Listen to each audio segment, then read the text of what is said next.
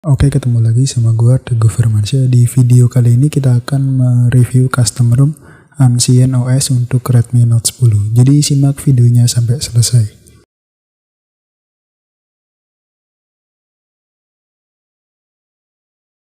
Nah, oke, untuk custom ROM ini sangat bagus ya, soalnya dia ada kustomisasinya, dan kalau kalian bisa lihat UI-nya di sini, UI-nya gue bikin transparan gitu, sekaligus notifikasinya dia itu ada peraturannya sendiri di bagian Megalith XI kalau nggak salah. Nah, oke, untuk tampilannya kayak gini. Di sini launcher yang dia pakai udah support icon pack. Nama launchernya itu Ancient Home Option, tapi kayaknya ini nama launcher aslinya itu Terebuchat dah. Terus ada icon size-nya, icon pack-nya juga support. Di sini gue pakai icon pack dari Delta. Dan untuk tampilannya kayak gini. Untuk swipe ke atas ke app drawer. Oke, selanjutnya sistem UI-nya seperti ini. Ini gue bikin transparan yang tadi gue bilang. Kita masuk ke setelan. Dan tampilan setelannya juga transparan ya. Terus kita ke tentang ponsel. Tentang ponselnya kayak gini, Redmi Note 10, kita ke firmware info. Nah, ini build type-nya Iron, versi Android-nya Android 11. Dan untuk kernelnya dia pakai kernel Legion X V1, Linux-nya statusnya enforcing. Dan mainternya Anggi Al-Ansori, Ancient OS-nya yang versi 5.4. Untuk patch keamanannya 5 Juli 2021. Oke, kita back lagi. Kita back. Dan di sini untuk fitur-fiturnya ada di option yang bernama Megalith XI. Kalian bisa buka. Ini ada banyak banget, mulai dari interface, status bar, notifikasi, quick setting, gesture, power menu, navigation bar, animation, button, baterai, miscellaneous, dan lock screen. Oke, kita ke interface-nya dulu. Nah, di interface ini ada tema. Nah, di sistem tema ini ada banyak banget. Kalian tinggal pilih, karena gue bikin transparan, jadi gue pilihnya Ancient Clear. Kalian tinggal pilih ya, sesuaiin aja. Dan kalau kalian ingin ubah warnanya, di sini ada Accent Color Picker. Nah, di sini kan gue ubah jadi warna hijau. Kalian bisa bebas ganti, mulai dari ini sampai ini. Tuh, banyak banget. Terus ada setting home pack collab set, subsetting collab set week. Terus ada setting tema style, kita coba pilih satu ya. Nah, kayak gitu. Kita pilih style 2 lagi. Dan di sini juga kalian bisa mengganti background settingnya. Mulai dari default transparan sampai style 20. Terus body fontnya juga ini lumayan banyak, bagus-bagus. Status bar icon kalian bisa ganti. Mulai dari default sampai layout. Di sini gue pakai yang iOS. Mungkin kita ganti yang lain ya. Kita tungguin. Nah, oke, jadi dia tuh support mengganti icon status barnya. Kayak sinyal, baterai, wifi. Terus ada navbar icon style. Tapi karena kita pakai gesture, jadi gua rasa gak berfungsi di gua. Terus ada brightness style juga. Kalian bisa ganti brightness ininya. Nah, di sini gue pilih Ancient 4 ya. Terus KS panel and notif background, switch experience, terus status bar hex style kalian bisa atur juga. Status bar hex style itu yang tinggi dari status barnya, yang ini. Kalau kalian pakai dual status bar, biasanya ininya tuh kalian ganti ke 50 dp. Terus ada dialog corner radius, dia tuh yang bulatan sekitaran ininya. Terus simple status bar padding. Terus simple KS panel. Nah, yang simple KS panel ini yang ini tuh. Jadi dia agak menciut ke tengah gitu ya. Dan kalau kita pilih large, dia bakalan lebih sempit lagi. Kita coba. Ini lagi restart sistem UI. Oke, kita buka. Nah, di sini kalian bisa lihat dia lebih sempit lagi. Nah, oke, terus ini ada KS expanded padding, big clock hex setting. Terus ada KS clock style. Nah, di sini gue pilih yang Yapon clock left. Terus ini ada tin KS dan lain-lain. Ini banyak banget sih. Terus kalau kalian ingin seperti backgroundnya kayak Android 12 gitu, kalian tinggal pilih ini yang KS style background like A12. Oke, interface sudah, status bar. Nah, di status bar ini ada dual row. Yang tadi gue sebutin di ROM ini udah include dual status bar. Jadi kalian nggak perlu install modul dual status bar lagi. Yang ini kalian bisa checklist ya. Terus kalian tinggal pilih pakai iOS style atau yang sampai 3 ini. Tapi karena gue agak pengen, jadi gue nonaktifin. Terus ada clock on date. Nah, clock on date ini buat jam. Kalian bisa matiin ya, disable gitu. Nah, dia bakalan hilang. Kalian nyalain lagi, terus ada show second atau show detik ya. Ada date-nya juga.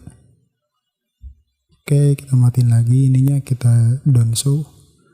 Terus baterai indikator kalian bisa munculin tuh kayak gitu. Atau kalian bisa flip antara baterai dengan persentase. Oke, kita back. Terus ada icon manager. Nah, ini buat yang nampilin kayak handset, alarm, bluetooth. Kita back lagi, ada ancient logo juga. Nah, ancient logonya ternyata for close. Kita tutup ya. Oke, kita masukin lagi pinnya. Oh, ternyata bisa. Jadi dia emang kayak gitu. Kita nonaktifin lagi. Terus ada footer carrier label. Nah, di sini kalian tinggal ketikkan aja. Misalnya gua ketik ini, harusnya muncul. Nah, di situ. Tapi craft with heart-nya ini nggak bisa dihilangin ya. Coba kita pilih nolin. Tuh, malah dia muncul XL Axiata gitu. Malah muncul apa? Data seluler yang kita pakai. Ya udah, kita pilih disable aja. Terus ada volt icon, traffic indicator. Nah, di sini kalian tinggal pilih upload, download atau bot. Bot itu dua-duanya. Di sini kita pilih dynamic aja.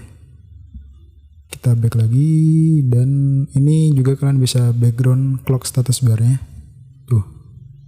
Kalian bisa ganti juga warnanya mulai dari apa ini. Tapi ininya kalian tinggal pilih ya. Tuh. Kita pilih accent dan ini kita matiin. Oke, kayak gitu ya. Dan di bagian notifikasi ada notifikasi lag, baterai charging limit, ada show on always on, show for all those event. Dan buat mentransparansi notifikasinya, kalian tinggal pilih yang ini. Ini kalau gak salah defaultnya itu 255. Kalian tinggal geser menjadi 0. Jadi kayak gini. Lumayan bagus sih menurut gua. Terus ada heads up, ada ticker. Nah, selanjutnya di quick setting. Quick setting lah, ada default transparan, KS panelnya. Kalian bisa ganti mulai dari accent sampai disco, tapi gue pilih yang transparan aja. Terus ada data usage in case shader. Data usage itu buat nampilin data yang ini. Pemakaian data kalian selama sehari atau sebulan, kalian bisa atur monthly atau daily. Terus ada header image, cuma gak gue pakai ya. Terus ada baterai percentage, baterai estimasi, dan lain-lain. Ini lumayan banyak. Terus ada gesture. Nah, di sini ada swipe to screenshot. Terus ada double tap slow sleep on status bar dan lain-lain. Ada power menu, ada advanced reboot, screenshot, screen record. Oke, kita back lagi. Navigation bar ada enable. Kalau kalian main game, kalian bisa nonaktifin ini. Dan di situ juga ada shortcut-nya kalau gak salah. Kalian bisa atur di sini. Oke, mantap. Dan di bagian animation, ini gue gak terlalu paham ya. Animationnya itu diapain aja, maksudnya di bagian apa aja. Gue cuma milih di screen of animation. Oke, kita back lagi, kita masuk ke button. Nah, button ini sama aja, gak ada yang baru. Terus baterai, ada aggressive baterai. Kita back, sensor block. Nah, ini gue aktifin biar baterainya agak sedikit awet.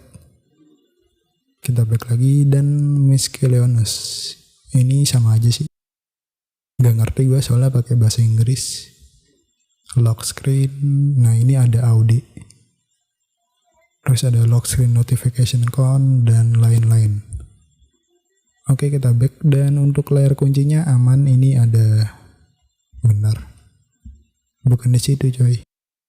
Oh iya, jadi kayak ngatur pola atau itu tuh bukan di bagian layar kunci ini. Kalau layar kunci ini tuh buat kayak nampilin Audi ya, ngaktifin always on display.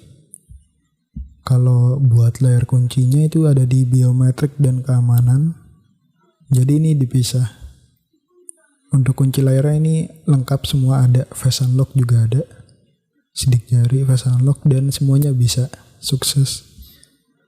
Untuk baterainya sendiri gue gak bisa ngasih tahu soalnya ini baru gue cas dan baru mendapatkan screen on time 43 menit. Untuk suhunya ini 39, lumayan panas. Karena default kernelnya itu Legion X ya. Untuk penyimpanannya mana ya? Kita lihat dulu. Nah oke, untuk penyimpanannya di sini makan 18 GB. Soalnya ROM ini tuh size-nya kurang lebih 1,7 maksudnya. Hampir 2 GB ya. Jadi ROM ini makan banget storage. Biasanya kan 17 GB-an. Nah ini sampai 18. Oh iya, ROM ini udah include GApps, jadi kalian gak perlu install GApps lagi.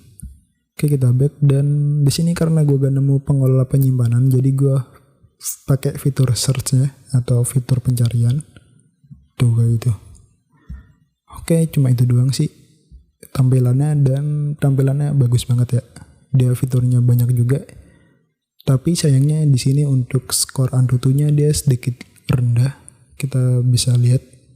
Nah dia cuma dapat 200.016 532 tuh kayak ini, dan CPU-nya 89.000, GPU-nya 29.000, dan di sini gue pakai Antutu versi 8.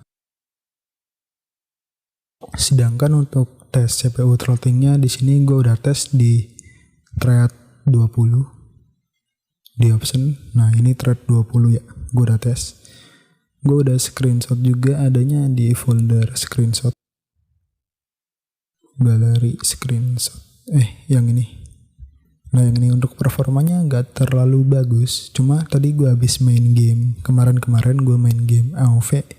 Settingan max masih lancar kok. Padahal di sini ada throttle-nya di 91%. Min-nya bahkan sampai 112. Kalau kita lihat dari grafik ininya sih dia naik turun. Ya tapi buat game sih menurut gue sekelas MOBA gitu masih enak. Tapi gue belum coba PUBG karena gak ada aplikasinya atau gak ada gamenya. Oke, kita back lagi, dan untuk bugnya sendiri menurut gue belum nemu sih gue bugnya. Untuk kameranya di sini dia pakai ANX kamera. Dan ini video recordernya ya, kita coba. Harusnya sih gak ada bug kalau udah include ANX kamera. Oke, tuh kalian bisa lihat. Dan autofokusnya juga bagus.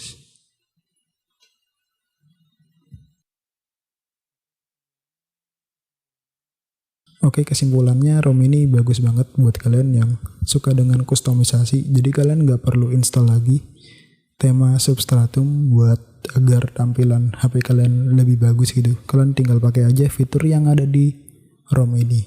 Oke, mungkin segitu aja video kita kali ini. Jika kalian suka dengan video ini silahkan di like, gak suka di dislike aja, dan ketemu lagi di video gue selanjutnya.